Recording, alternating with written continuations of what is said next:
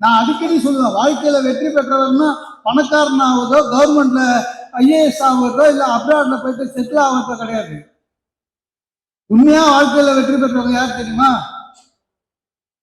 உங்க பசங்க வளரும் போது, நான் வளர்ந்த பிறகு என்னுடைய அப்பாவை போல் இருக்க வேண்டும் எந்த குழந்தை சொல்லுதோ அந்த அப்பா தான் உண்மையிலேயே வாழ்க்கையில வெற்றி பெற்றவர்.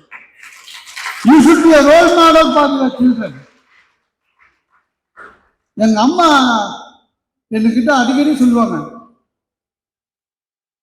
நீ வளர்ந்து பெரிய ஆளானா தாத்தா மாதிரி இருக்கணும்னு. அப்பா மாதிரி இல்லை, தாத்தா மாதிரி இருக்கணும்னு. எங்க அப்பாவோட அப்பா சத்தியமா இருக்க முடியாது.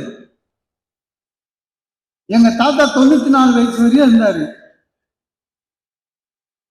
எங்க தாத்தாக்கு 18 குழந்தை. ஆமாங்க, அதை தவிர போஸ்ட்மேனா வேற வேலை செஞ்சுக்கிறாரு. நம்மளால முடியாது. எங்க தாத்தா யார் எது சொன்னாலும் நம்புவாரு.